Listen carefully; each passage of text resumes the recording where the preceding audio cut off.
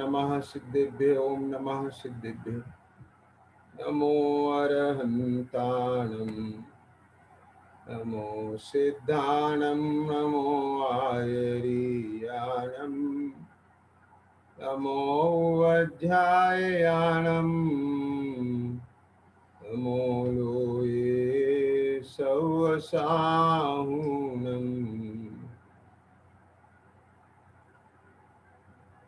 तीन भुवन में सार वीतिराग विज्ञानता शिव स्वरूप शिव काल नमः योग समारिते।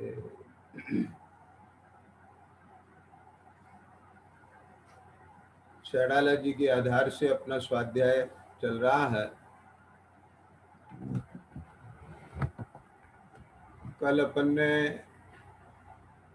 चर्चा की थी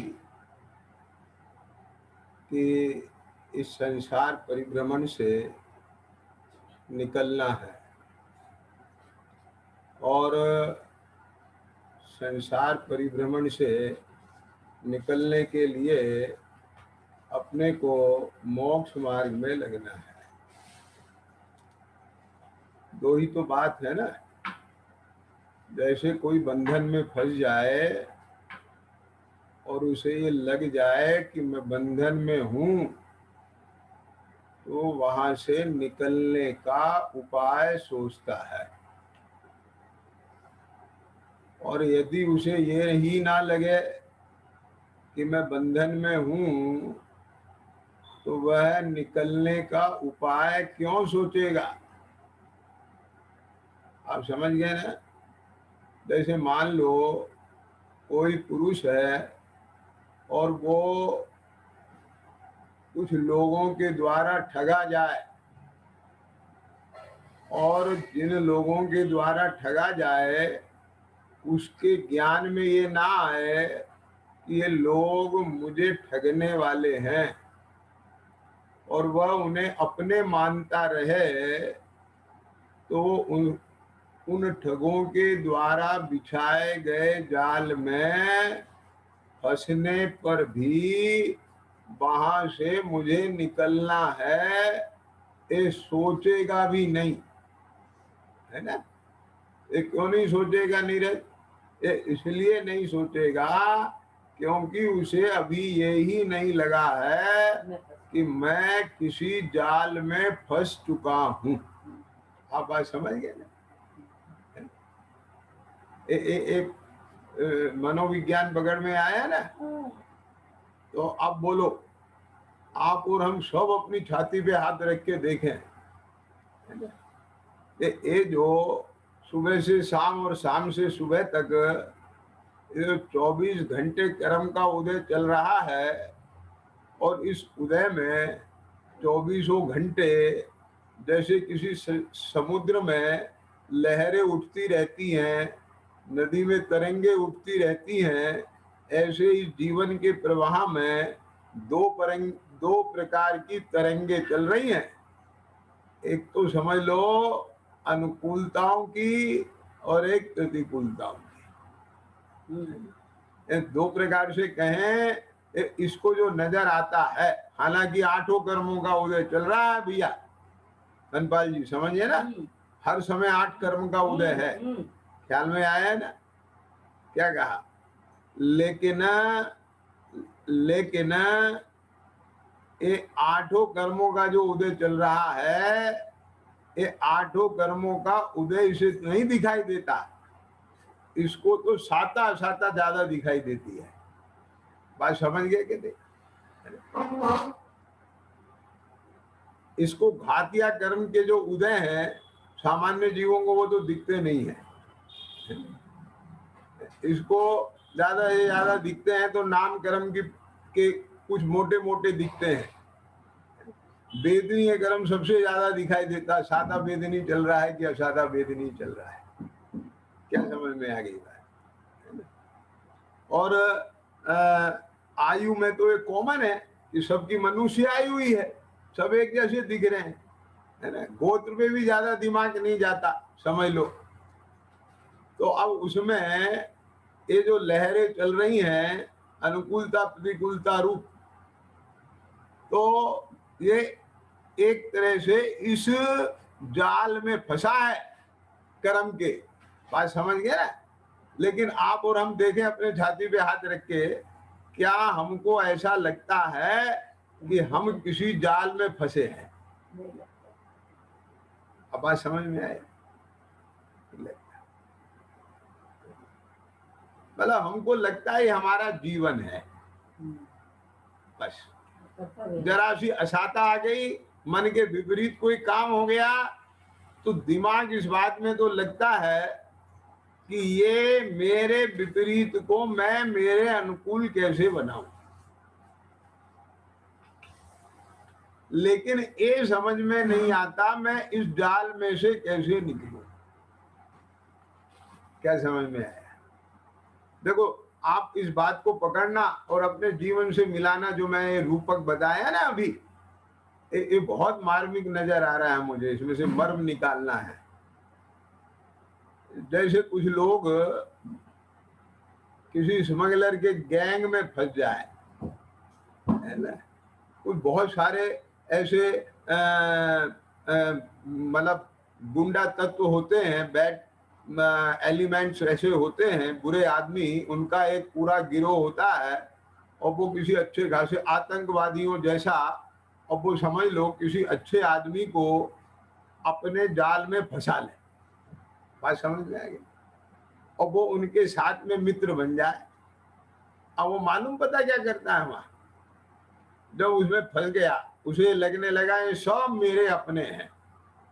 अब वो कोई वहां पर उसके जरा सा कोई विरुद्ध कहने लग जाए, तो उसे लगता है कि इसने ऐसा क्यों कहा, और जब उसकी मन की कहने लग जाए तो उसे लगता है हाँ बहुत अच्छा।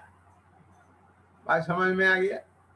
और जब उसके कोई मन की कहने लगे तो खुश हो जाता है, और जब उसके मन के विरुद्ध कहने लगे तो उसकी ताकत इस बात में लगती है कि ये कैसे सही हो। लेकिन कभी 24 घंटे में ये नहीं सोचता कि मैं इस जाल में फंस गया हूं, अब इसमें से कैसे निकलूं। बात पकड़ में आ गई कि नहीं आ गई? ये दो चीजें अलग अलग हैं। इधर सोचना कि कैसे मैं इन्हें अपने अनुकूल बनाऊं, है ना?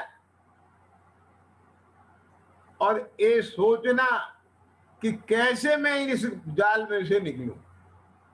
ये दो सोच अलग अलग हैं, दो निगाह अलग अलग है। अब आगे समझ में बात? तो ऐसे ये आत्मा को क्या ऐसा लग रहा है कि मैं 8 कर्म के जाल में फंसा हूं?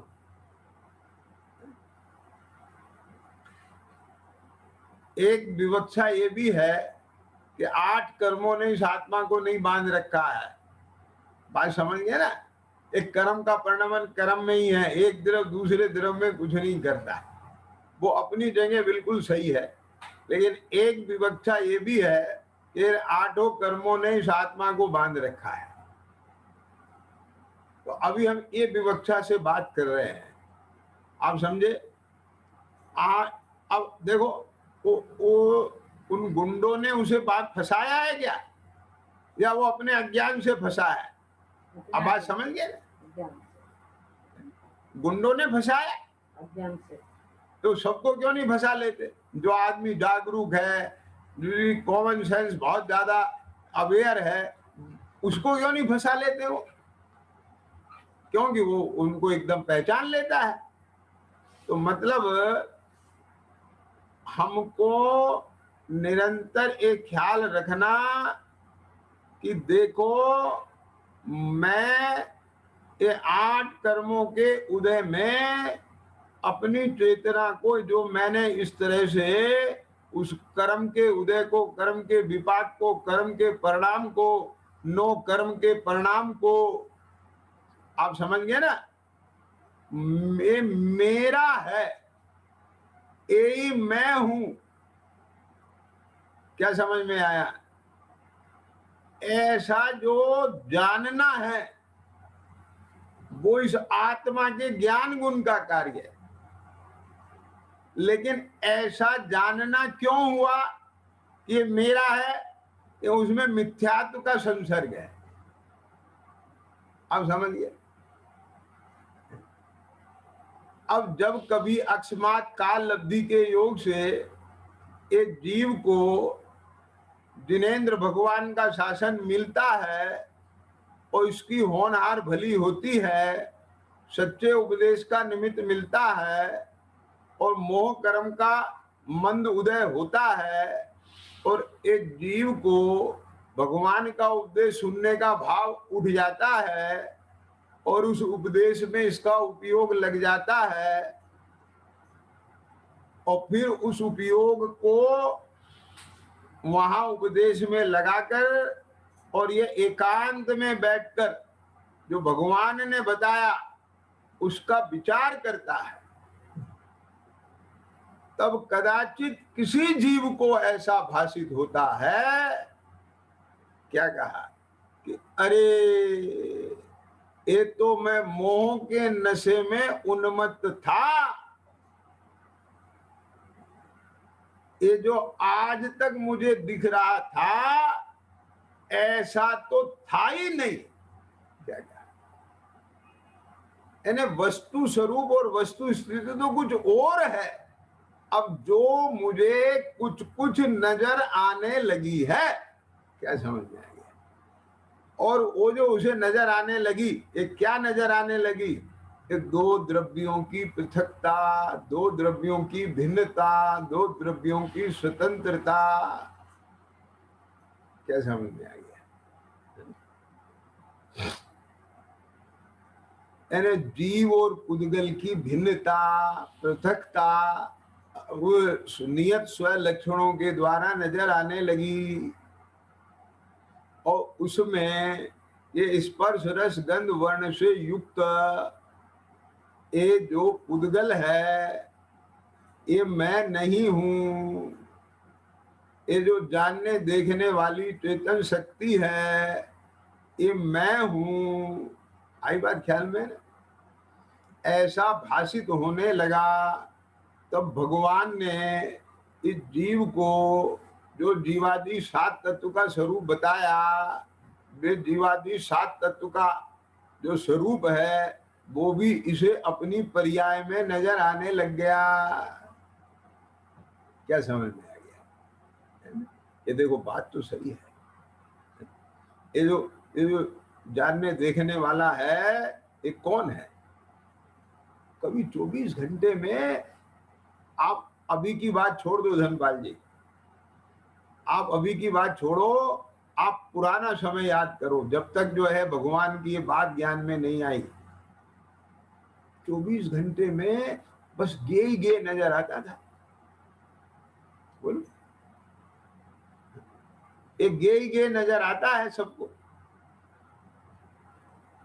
जिस ज्ञान में एक गे नजर आता है वो ज्ञान में कभी आता ही नहीं। आप बात समझ गए? ये जो मोहादि रागादि विकारी भाव हैं इनका जो वेदन होता है ये संवेद्य है, संवेदन में आने वाले हैं, यही नजर आते हैं। लेकिन जिस अनुभूति स्वरूप भगवान आत्मा जो यहाँ मैं स्वयं हूं और उसका जो संवेदन भाव है वो संवेदन स्वरूप संवेदक तत्व इसके ख्याल में ही नहीं आता। तो समझ में आया क्या कहा? अब जैसे कोई जिह्वा का लोभी व्यक्ति है ना, अब जीभ पर उसको चाट पकोड़ा मिठाई खटाई यही नजर आता है 24 घंटे सबने में भी। लेकिन जिस जीभ पर ये स्वाद आता है, क्या कहा, और जो इसके स्वाद लेने की शक्ति सामर्थ है ये नजर ही नहीं आती है। तो समझ में आया? इसे उन पदार्थों की तो महिमा खूब आती है, लेकिन जिस संवेदन शक्ति से, जिस अपनी रचना इंद्री से उदाहरण स्थूल है। रसना इंद्री से ये स्वाद लेता है, उस जीव की इसे परवाह ही नहीं है। कुछ समझ में आया कि नहीं? ज्ञान ऐसे इस आत्मा को बस ये रागादि भाव का स्वाद लेता रहता है, कषाय का स्वाद लेता रहता है, और ये महामोह रूपी भूत इसे नचाता रहता है, और ये उस कर्मों के जाल में फंसा रहता है। कोई समझ में आएगी बात? और ताकत लगाता भी है 24 घंटे में, कभी भी ध्यान से सुनना। तो भी मैं आपको एक बात बता रहा हूं, बहुत महत्वपूर्ण, ध्यान से सुनना, भी आप चिंतन करना इस बात पे। इस जीव को ऐसा लगता है, क्या विनोद जी आप सुन रहे हैं ना, कि अधिकांश बात में जहां इसे ऐसा लगता है कि मेरा पुरुषार्थ चल रहा है, क्या क्या वहां भी आप सोचना जरा बारीकी से कि जीव का पुरुषार्थ चल रहा है या ये राग के वशीभूत होकर के राग की सुन रहा है। क्या क्या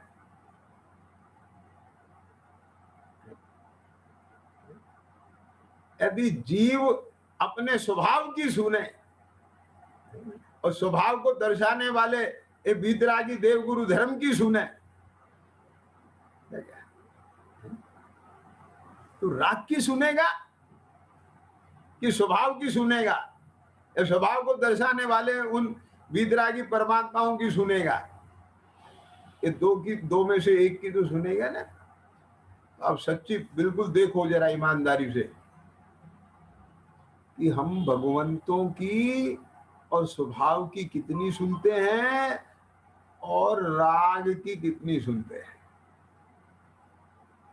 भीतर से राग उठता है, क्या क्या वो चेतना उसका अनुसरण करती है, और ये क्या कहता है कि मैं तो धर्म कर रहा हूं। कैसे समझ में आ गया? सुनना बहुत ध्यान से, जरा मार्मिक बात है। क्या कहा?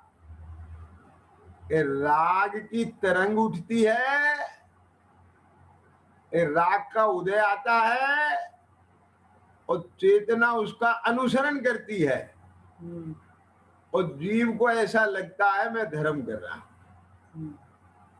देखो, निश्चय धर्म तो उन वीतरागी संतों के है। क्या कहा? एक कौन क्या है मुख्यता से कि राग की तरंग का अनुसरण ना करके चेतना भेद ज्ञान करके उससे भिन्न पढ़ के अपने स्वरूप से अभिन्न हो जाती है, और अभिन्न होने पर परिणति में राग उत्पन्न ही नहीं होता।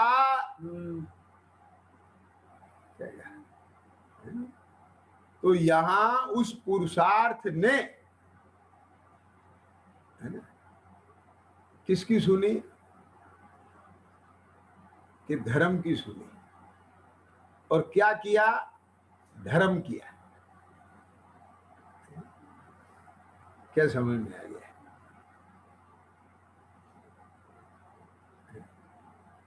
और जो निचली भूमिका वाले साधक जीव है, निचली भूमिका वाले जो सम्यक दृष्टि जीव हैं, अब उनका इतना पुरुषार्थ तो नहीं है कि वे राग से भिन्न पड़ के अपने स्वभाव से बारंबार मुनीश्वरों की तरह अभिन्न हो जाए और वीतरागता बढ़ती जाए। लेकिन जिनकी दृष्टि में राग रहित स्वभाव रहता है और राग के अभाव की भावना रहती है, शब्दों में ध्यान देना,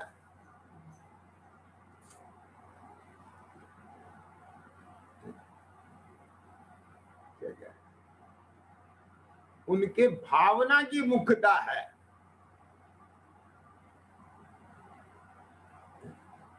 और सुनना ध्यान से जरा, वहां उनकी चेतना लगती तो है जैसे राग का अनुसरण कर रही है, क्योंकि वो राग आदि रूप परिणमित होते हुए दिखाई देते हैं, शुभ राग में विवरते हुए दिखाई देते हैं, देवगुरु धर्म के दर्शन में, उनकी भैया वृत्ति में, तत्व चर्चा में, तत्व चिंतन में, क्या क्या स्वाध्याय में प्रवर्तते हुए दिखते हैं। लेकिन किस भावना से प्रवर्तते हुए दिखते हैं, वहां मुख्यता है कि जो मेरी परिणति की विशुद्धता हो। समझ में आ गया ना? माने राग का भाव हो।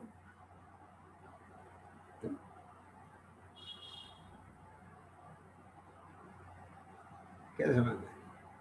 अभी थोड़ा प्रसंग दूसरा चल गया तो मैं इसे पूरा करूंगा, है ना? जो अपना स्वाध्याय का क्रम है उस पर आऊंगा। आप धैर्य रखें, क्योंकि हर चीज थोड़ा सा महत्वपूर्ण है। ये विषय चल रहा है तो इसे भी समझें। बीच में दो प्रकार के व्यक्ति होते हैं, धनपाल जी सुनना ध्यान से, है ना? आजकल का ट्रेंड तो बहुत बदल गया है ना? टेक्निक बदल गई।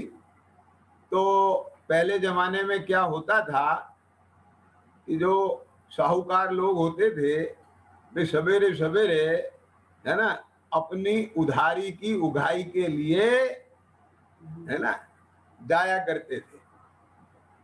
होता था कि नहीं होता था? साहूकार होते थे ना, अब वो मतलब उधार देते थे। माल बेचने वाले व्यापारी होते थे, उधार बेचते थे, तो वो उगाही के लिए जाते थे, उधार वसूली के लिए। अब वो किसी भी कहना चाहिए कि किसान के घर गए, अब वो वहां जाते ही एकदम सीधे सीधे नहीं मांगते थे पैसे, बैठते थे और साहब कैसे हो, परिवार में सब कुशल मंगल है, बातचीत चालू करी उन्होंने। अब वो जो किसान है वो भी समझ जाता था कि जो सेठ जी हैं वो पैसों के लिए आए। तो अब वो खूब इधर उधर, आइए साहब बैठिए, है ना, घी बूरा खाइए, और ये लाओ भाई, ये लाओ, शक्कर लाओ, फलाना, और कैसे हो, क्या है।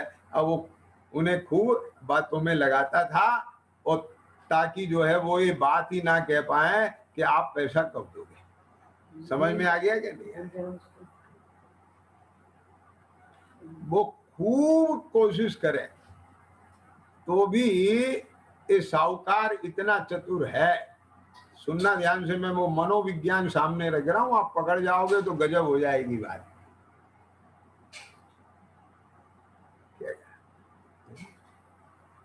कि वो जिस लक्ष्य को लेके आया है, क्या है, वो उसकी दृष्टि में से ओझल नहीं होता। उसने अपने लक्ष्य की पूर्ति के लिए ही पूछना शुरू किया है क्या कि और भाई कैसे हो, परिवार में सब कुशल है कि नहीं। तो समझ में आ गया ना?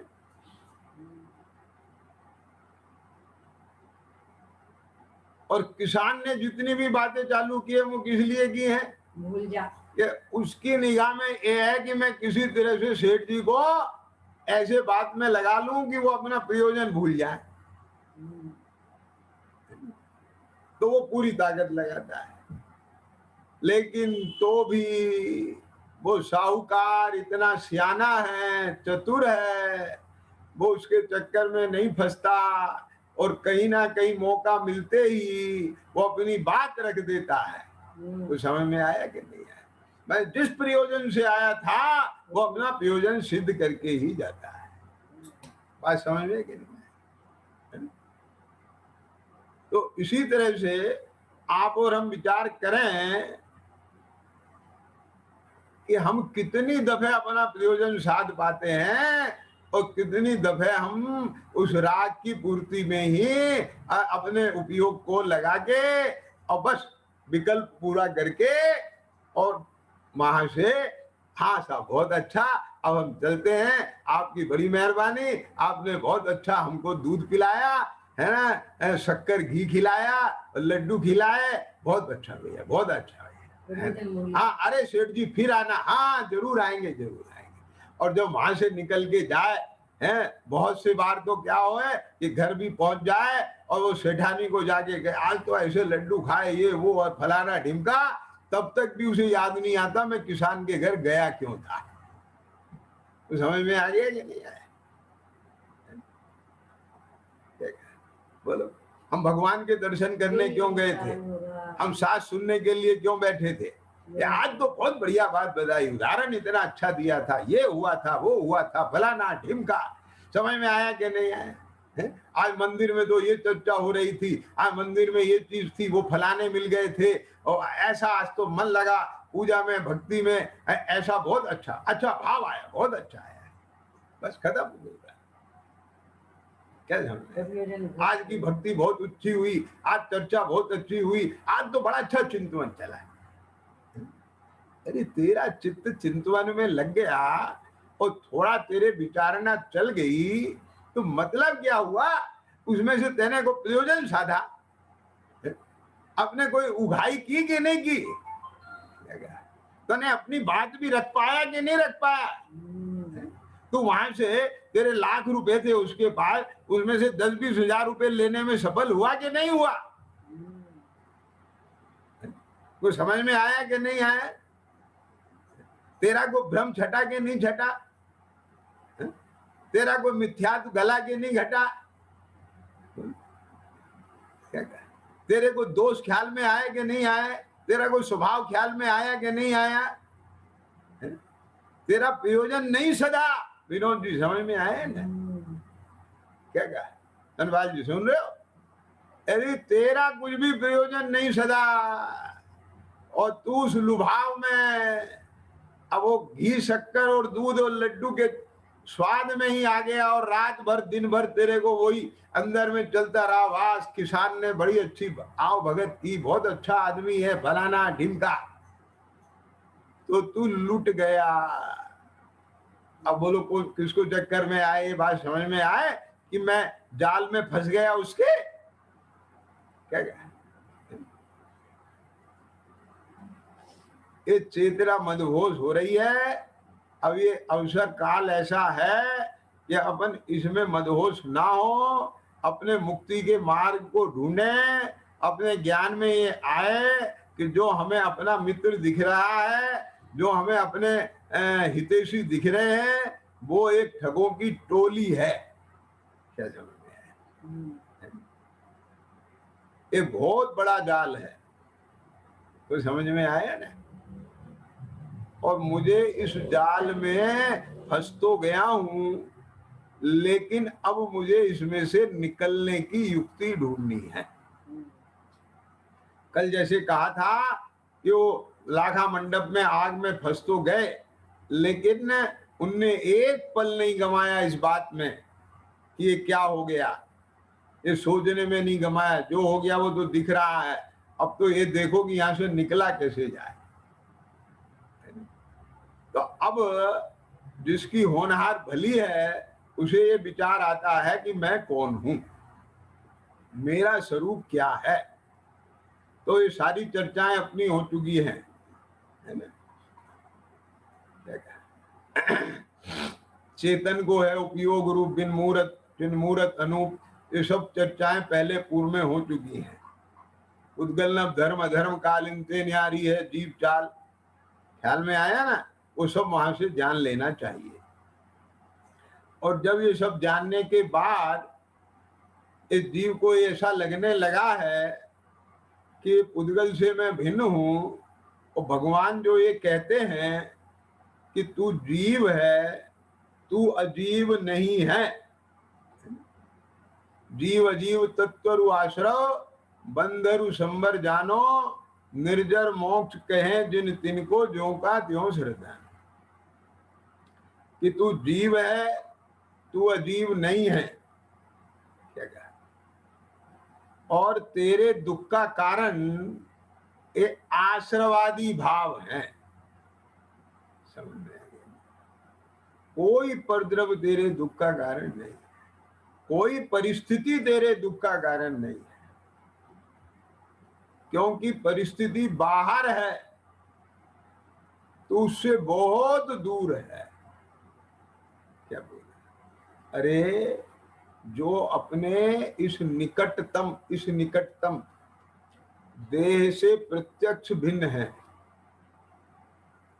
उनकी तो बात छोड़ दे, ये देह भी तेरे से अत्यंत दूर है। अब मैं इसका प्रमाण भी दूंगा, अभी सुनना कैसे अत्यंत दूर है।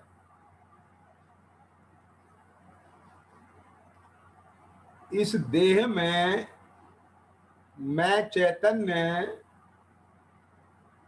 एक कौन सा चैतन्य? ये बोलने वाला नहीं, मैं,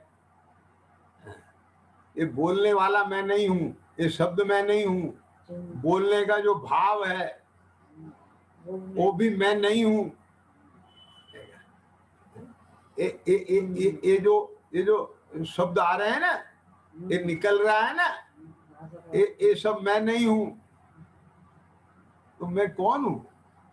मैं तो ये संवेदन स्वरूप वो चैतन्य हूं, ज्ञान हूं, जिसमें ये सब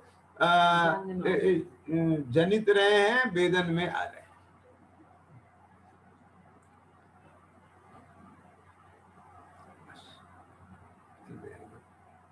और जहां मैं अपने उपयोग को, अपनी चेतना को अपने चैतन्य के संचेतन में लगाता हूँ, ये इंद्रियों का अवलंबन लेकर के, मन का अवलंबन लेकर के बहिः तत्व को नहीं देखता जानता, उसका संवेदन नहीं करता हूँ, और अपने ही चेतनता का, अपनी ही ज्ञायकता का, अपने ही अनुभूति स्वभाव का मैं संवेदन करता हूँ, तो एक क्षेत्र होगा होने पर भी मुझे ये शरीर नजर ही नहीं आता है। क्या चैतन्य भासता है, एक ज्ञान ही ज्ञान भासता है। ख्याल में आया? मालूम है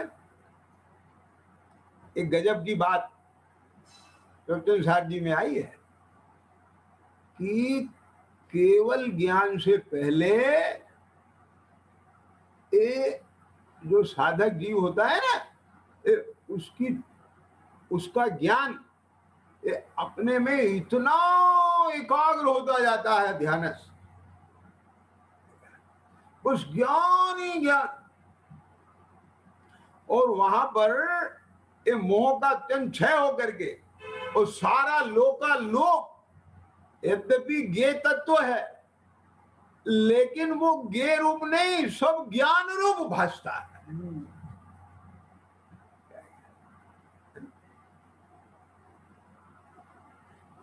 ख्याल में आ गया? सब ज्ञान, ऐसा अनुमान और किंचित भाषणा अभी यहाँ इसी निचली भूमिका में भी होती है। क्या धनबाद की समझ में है?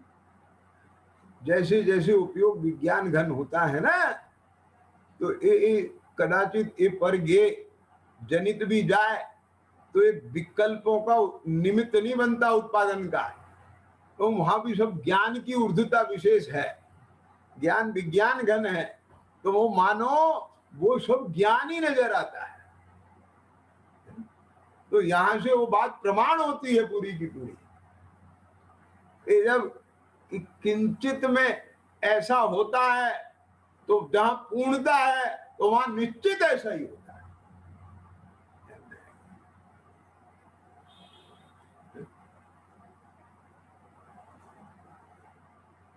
तो बात क्या कह रहे थे मैं कि यही जो अपना उपयोग, अपनी स्वशक्ति को, अपने स्वभाव को गे बना करके और अहम पने के साथ में उससे तन्मय होता है, तब एक क्षेत्र में रहने वाला दूध पानी की तरह से ये देह भी नजर नहीं आता, भिन्न भासता है, तो फिर इससे जो प्रत्यक्ष भिन्न है, ऐसे बाह्य संयोगों की तो बात ही क्या करें। आगे बात समझ में कि नहीं आगे? क्लियर हुआ? अब बोलो, जो ऐसे अत्यंत भिन्न पदार्थ हैं और वे मैं और मेरे नजर आना, ये बोलो मोह का उदय है कि नहीं? दिख गया ना मोह क्या होता है? ये है मोह। और जबकि पर पदार्थ बिल्कुल पर है, वो ना किसी के लिए इष्ट है और ना अनिष्ट है, और फिर भी ये उन्हें अच्छे बुरे देखता है, तो ये क्या है? और तद्जन्य इसके विकल्प चलते रहते हैं, और उन विकल्पों का ही संवेदन करता रहता है ये आत्मा।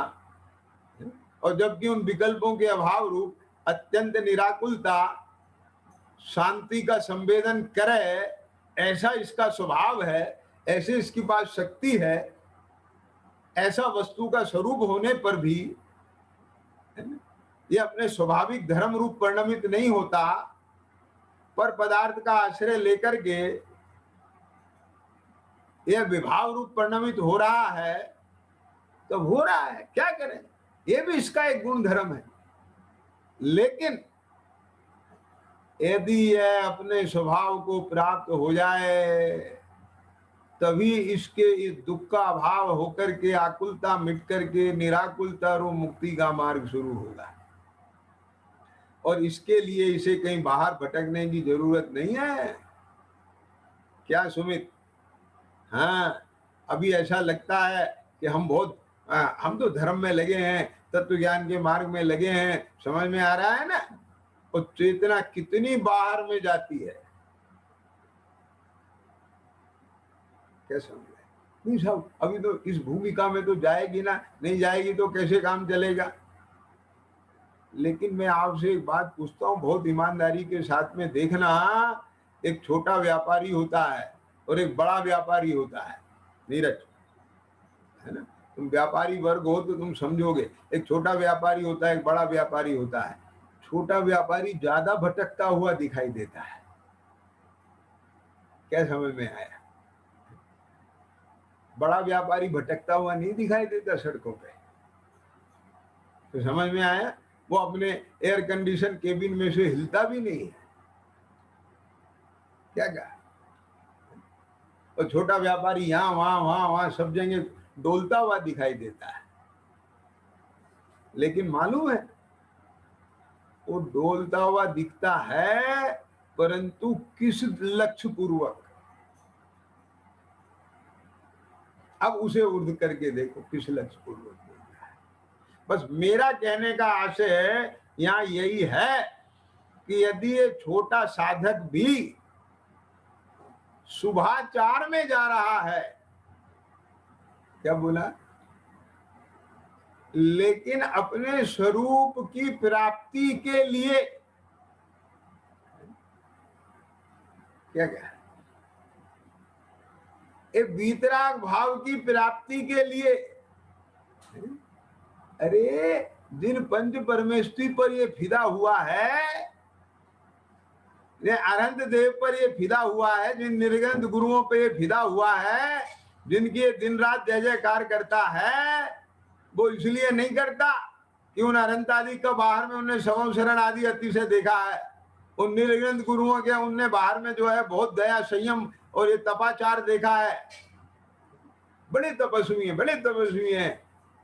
ये सब देख के फिदा नहीं हुआ है, ये फिदा हुआ है तो उस वीतराग भाव पर फिदा हुआ है। क्या समझ में आ गया? और वो वीतराग भाव पे फिदा इसलिए हुआ है कि इसे वो वीतराग विज्ञानता 3 लोक में सारभूत दिखाई दिए। इस ग्रंथ का मंगलाचरण वहां से हुआ है। और जो व्यक्ति जिस चीज पर फिदा हो और वो इसकी निगाह में से निकल जाए, क्या क्या,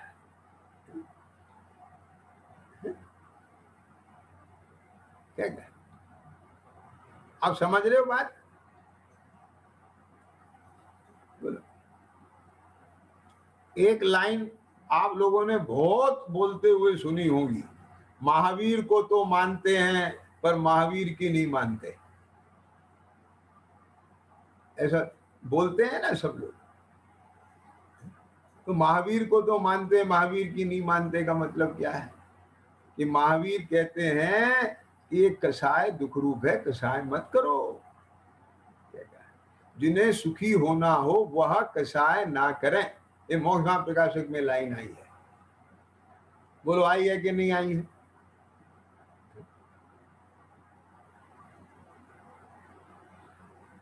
लेकिन कसाय तो मिटती नहीं है, तो महावीर की काम आना।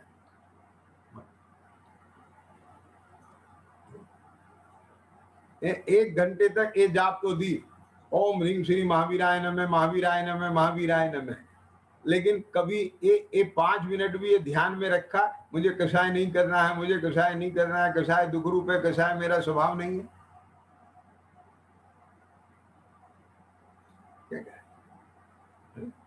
और घर के लोग और ये बोलते हैं, वाह मंदिर में तो 2-2 घंटे 3-3 घंटे पूजा पाठ करके आते हो, और घर में आते ही कसाय करते हो। ऐसे धर्म करने से क्या फायदा है? और दूसरों को और धर्म से विमुख करने में निमित्त बन गए।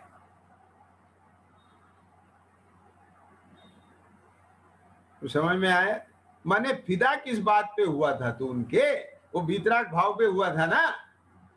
तो मेरी बात पे गौर करना।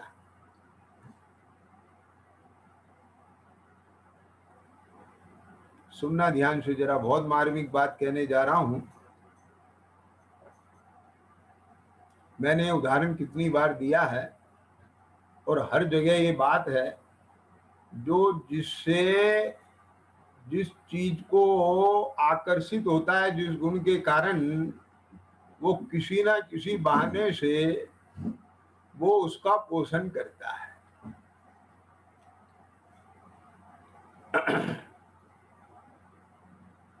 ये क्या मतलब?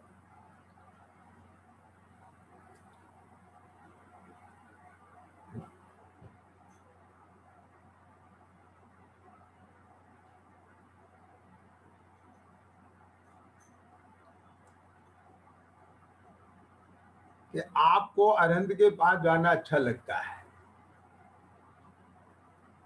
आपको निर्जन संतों के पास जाना अच्छा लगता है।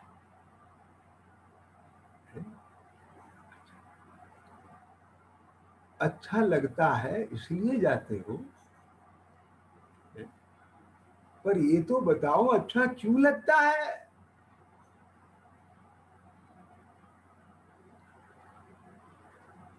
तो समझ में आया? तो ये तो हमको नहीं पता, बस अच्छा लगता है। अच्छा चलो, अच्छी बात है।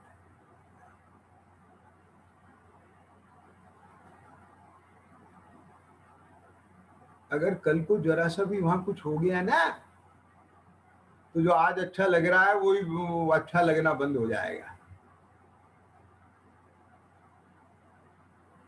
क्या समझ में आ गई बात? लेकिन यदि तुझे इसलिए अच्छा लग रहा है कि ये सारे इतने समवसरण के बीच में भी उससे अधर, और ये ऐसे प्रसंगों के बीच में भी इतने प्रसन्न, इनके वीतरागता, ओ गजब। और जब ये वीतरागता को प्रकट कर सकते हैं तो मैं क्यों नहीं? तो इस बात से जो फिदा हुआ है, वो अपने इस प्रयोजन की पूर्ति के लिए, पुष्टि के लिए, क्या बोला? उस प्रयोजन की पुष्टि के लिए, प्राप्ति के लिए, पूर्ति के लिए, उससे मोटिवेट होने के लिए, तो उस प्रयोजनार्थ जाता है, और जाके वो प्रयोजन पूरा करके आता है। उस साहूकार की तरह से वो घी शक्कर और लड्डू और दूध पी करके खुश हो गया नहीं आ जाता है। बात समझ में आ गया कि नहीं? तो सुमित, मैं बात यहां से शुरू की थी कि निचली भूमिका में शुभाचार की मुख्यता है, शुभोपयोग की मुख्यता है, शुद्धोपयोग की गौणता है, और मुनीश्वरों के शुद्धोपयोग की मुख्यता है, बात पक्की है। लेकिन तुम्हारा जितना भी शुभोपयोग चल रहा है, जिसे तुम कह रहे हो ना, तो उसमें तुम्हारा प्रयोजन तुम्हारे सामने है कि नहीं है, और तुम शुभोपयोग में प्रयोजन पूर्वक शुभोपयोग कर रहे हो, और शुभोपयोग से प्रयोजन साध रहे हो कि नहीं साध रहे हो, ये बात ख्याल में रखना। यदि साध रहे हो तो ठीक, धन्यवाद, अभिनंदन। और यदि नहीं सध रहा है और केवल शुभोपयोग में ही संतुष्ट हो जा रहे हो, तो ये कतई उचित नहीं है, क्योंकि बहुसाधन बार अनंत की। धनपाल जी समझ में आ गया? इसका अर्थ शुभाचार को छोड़ना नहीं है। क्या कहा? यानी शुभाचार जिस प्रयोजन से था और जिस प्रयोजन के लिए इसे साधन बनाया था, वो प्रयोजन साधना है।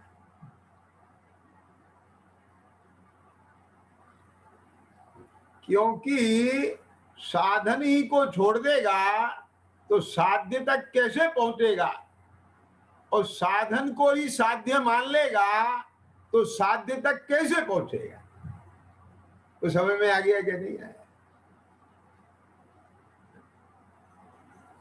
तो ऐसे यहां पर कल जो दूसरी ढाल पर जहां बात छोड़ी थी, क्या कि अब व्यवहार मोक्ष मग सुनिए, हेतु नियत को होई। तो इस व्यवहार मोक्ष मार्ग में संतुष्ट होकर के अपने को कृतार्थ मांग लेगा, तो निश्चय मोक्ष मार्ग तक कैसे पहुंचेगा? और जो व्यवहार मोक्ष मार्ग निश्चय मोक्ष मार्ग का हेतु है, यानी पूर्वचर व्यवहार है, साधन है, यदि उस व्यवहार मोक्ष मार्ग को ही, मोक्ष मार्ग का जो मार्ग है उसको ही नहीं पकड़ेगा, तो उन निश्चय मोक्ष मार्ग तक कैसे पहुंचेगा? निश्चय मोक्ष मार्ग माने हाईवे, तो समझ गए ना? और व्यवहार मोक्ष मग सुनिए माने उस हाईवे तक पहुंचने का मार्ग। अब समझ गए बात? तो उस मार्ग के मार्ग को ही नहीं पकड़ेगा तो निश्चय मार्ग तक कैसे पहुंचेगा? और उस मार्ग को ही अपना सब कुछ मान के उसमें संतुष्ट हो जाएगा तो मार्ग तक कैसे पहुंचेगा? तो इसलिए मैंने पहले भी कहा था, और मेरे ख्याल से मुझे याद पड़ता है कि तीसरी नंबर के छंद से लेकर के, और ये जो 10 नंबर का छंद है जहां से हमें अपनी चर्चा प्रारंभ करना है, इन 6-7 छंदों पर मेरे विचार से लगभग 70-80 स्वाध्याय तो हुई होगी। ख्याल में आ गया है ना? तो अब आप इससे समझिए कि मारक का मारक कितना महत्वपूर्ण है। तो 70-80 दिन तो नहीं मैं लगाऊंगा, लेकिन संक्षेप में उसे लेकर के वो सब रिकॉर्डेड है स्वाध्याय, जिज्ञासु जी वहां से लाभ ले सकते हैं। ख्याल में आया? अब हम 10वें छंद पर पहुंचने की तैयारी कर रहे हैं, और मैं इसलिए ये सब बात ली है ताकि एक मनोवैज्ञानिक रूप से, मानसिक रूप से तैयारी हो जाए, और वो विषय को फिर से आप पकड़ लें, ताकि आगे का जो यात्रा का सफर है वो बहुत सुंदर और सुखद हो, है ना? तो ये जो मार्ग का मार्ग है ये कितना महत्वपूर्ण है, उसके लिए आपको वो सब सुनना पड़ेगा, क्योंकि वो सब अब रिपीट करना संभव नहीं है, और मैं कर भी नहीं सकता। मुझे नहीं पता तत्समय की योग्यता से कितना कितना तब निकल गया था। अब समझिए, देखिए, अब यहाँ तीसरे छंद पे आते हैं, तो उन्होंने वो भेद रूप व्यवहार की चर्चा जो कैसे की है, तो उन्होंने बताया कि पर द्रव्य से भिन्न होने के लिए, अपने आप को पकड़ने के लिए, अपने आप में अहम लाने के लिए तेरे को उन सब चीजों को समझना पड़ेगा जहां जहां तेरा अहम पसरा पड़ा है। क्या समझ में आया? और उनके साथ साथ तुझे अपनी स्वलक्षण से अपने को भी देखना हो। फिर तेरे को जो है उसमें उहापोह करना है, और फिर तुझे उनसे भिन्न पढ़ के अपने में अपनी श्रद्धा करना है, अपनी रुचि करना है, अपने को भिन्नपने जानना है। और जो तेरी चेतना पर पद में मगन होती है, फिर वहां मगन ना होकर के स्व पद में मगन होना है, स्व पद में लीन होना है। और जब पर द्रव्य से भिन्न अपनी रुचि हो जाएगी, पर द्रव्य से भिन्न अपने को जानना हो जाएगा, और पर द्रव्य से भिन्न पढ़ के अपने निज पद में ही लीनता हो जाएगी, तो समझ ले तू मुक्त ही हो गया। भाव से, दृष्टि से मुक्त हो गया। ख्याल में आ गया क्या? नहीं आया? अब बहुत जल्दी तुझे ऐसा अनुभव वेदन होने लगेगा कि मैं तो मुक्ति हूं, मेरे को कौन पकड़ रहा है। मैं स्वयं अपने अस्थिरता से, अपने राग के वश में होकर के, अपनी कमजोरी से बंधन में जाता हूं। कोई मुझे नहीं कुछ कहता। परद्रव्य मुझे कहां कहता है तू मुझे जान, एक गे कहां कहते हैं तू मुझे देख, ये रस कहां कहता है मुझे चख। क्या बोला? ये शीत उष्ण की पर्याय कहां कहती है तू हमें स्पर्श। बहुत गर्मी है, मजा आ गया, कितनी ठंडक है, अरे कहां कहती है? एक तेरी चेतना, तेरा उपयोग स्पर्शन इंद्रिय के सन्मुख होकर के उसे गे बनाए, उसका वेदन करे, उसका एनालिसिस करे, तब ना वो सुख अच्छा बुरा लगेगा। कहां कहते हैं? ये बिल्कुल लग गया, दिख गया, और अपने में ही, अपने में। बात समझ में आया? ये मार्ग ये है। ये धन भाई, अब ये नजर आ गया। तो ये निश्चय मार्ग तक पहुंचाने के लिए ये जीवादि 7 तत्वों को जैसा का तैसा जानना पड़ेगा, और उसे बताने वाला एकमात्र सर्वज्ञ का आगम है। उस सर्वज्ञ के आगम से, सर्वज्ञ भगवान के कथनानुसार ये जीवादि 7 तत्वों का सही स्वरूप समझना पड़ेगा, और जो का त्यों श्रद्धान करना पड़ेगा। तब इसे परद्रव्य से भिन्न अपनी रुचि होगी, तब परद्रव्य से भिन्न इसके अपने पना जानना होगा। और जब इसे अपने में आनंद आने लगेगा, सुख होने लगेगा, तो फिर इसके परद्रव्य के सन्मुख जो उपयोग की धारा जाती थी, वो जाना बंद हो जाएगी। बात समझ में आया ना? और फिर वहां जाकर नहीं जाएगी, राग आदि उत्पन्न ही नहीं, वासना तो पहले ही मिट चुकी है रुचि होने पर। ख्याल में आ गया ना? तो बस इधर की स्थिरता बढ़ती जाएगी, और राग आदि मिटते चले जाएंगे, और राग आदि मिटते चले जाएंगे, और वीतराग भाव आता चला जाएगा। बस क्रम से श्रावक दशा, मुनि दशा, अनंत दशा, पूर्वक सिद्ध दशा आ जाएगी। ख्याल में आए?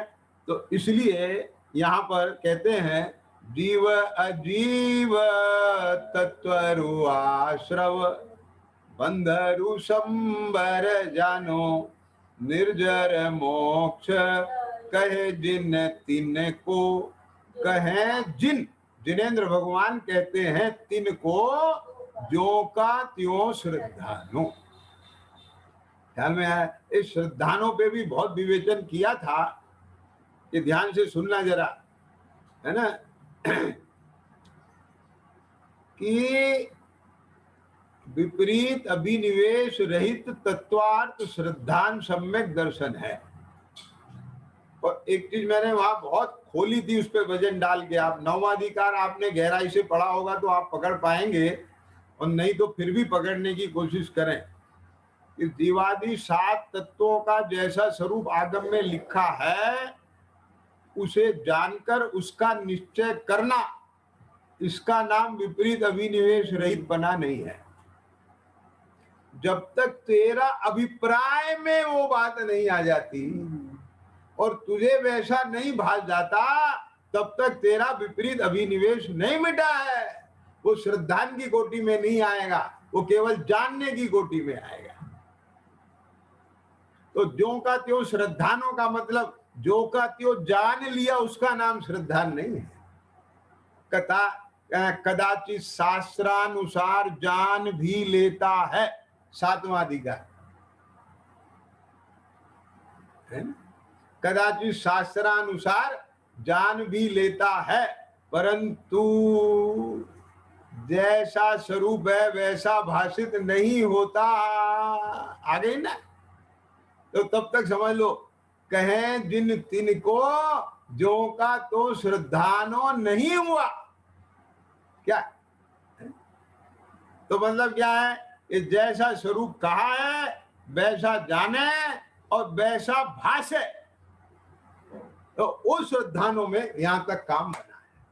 वो सब विवेचन मैंने पूर्व में लिया है सोई सम कित व्यवहारी। अभी तक भी समकित व्यवहारी है कि हाँ, ये क्यों? क्योंकि अभी ये श्रद्धान हुआ है और वो उसे जाना है, उसे अनुमान में भाषा है, अब वो उसे जज गया है। अब सभी कल्प, अब उसकी प्रकट प्रसिद्धि करके, और जब वहां अपने में आ जाता है यही मैं हूं, और ऐसा उसे संवेदन ज्ञान में आत्मानुभूति प्रवृत्ति भी हो जाती है, तो वो सत्य को समझा है सोई सम कित व्यवहारी। अब इन रूप बखानो तिनको सुन सा माने विशेष दृढ़ प्रतीति उरे आनो।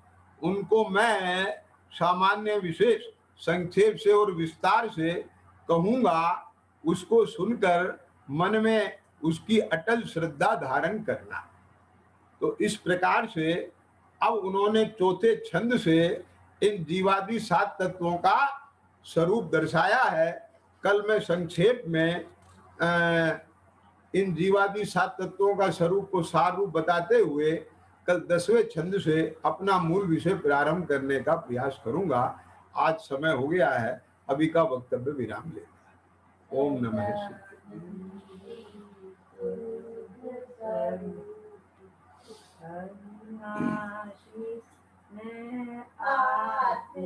सहजानंदी शुद्ध स्वरूपी अविनाशी में आत्म स्वरूप। सहजानंदी शुद्ध स्वरूपी अविनाशी में